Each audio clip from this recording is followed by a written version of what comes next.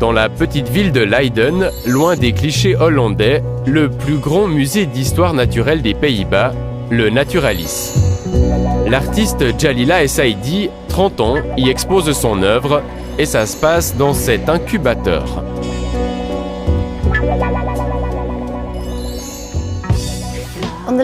À gauche, vous voyez un échantillon de peau humaine, normale, cultivée in vitro. Et à droite, voici la peau par balle, avec la soie d'araignée entre le derme et l'épiderme.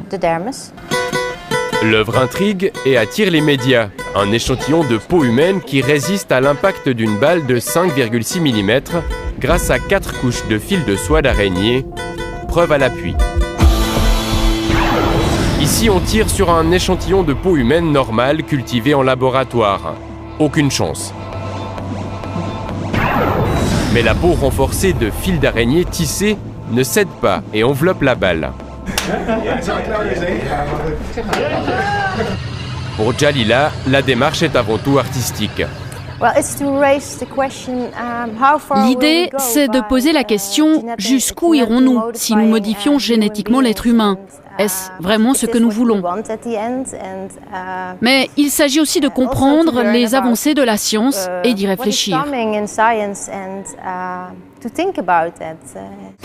L'artiste s'est basé sur les travaux d'un chercheur américain qui est parvenu à produire de la soie naturelle en grande quantité.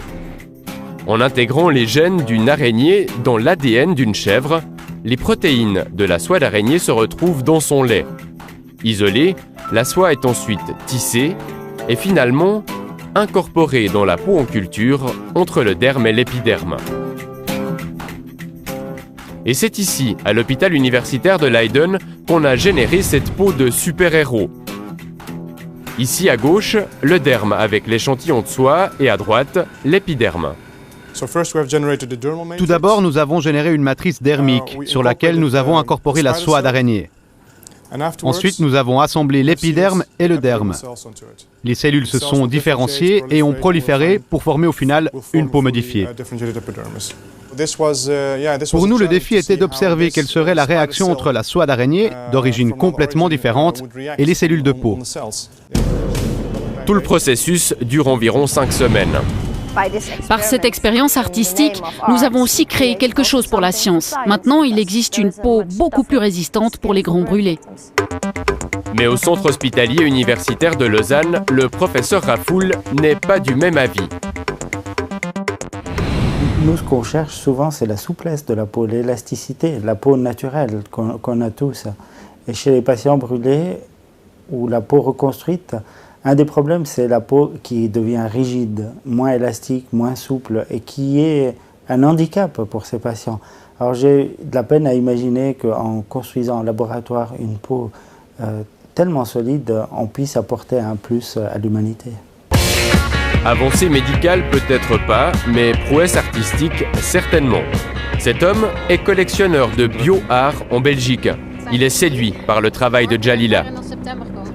Elle a trouvé quelque chose de très innovant et ça, selon moi, c'est quelque chose qu'elle a trouvé et sera très important.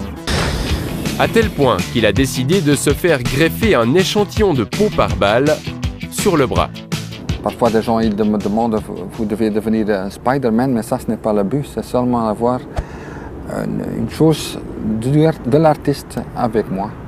C'est comme Marcel Duchamp, il a dit que celui qui collectionne les œuvres d'art, c'est aussi un artiste parce qu'il collectionne.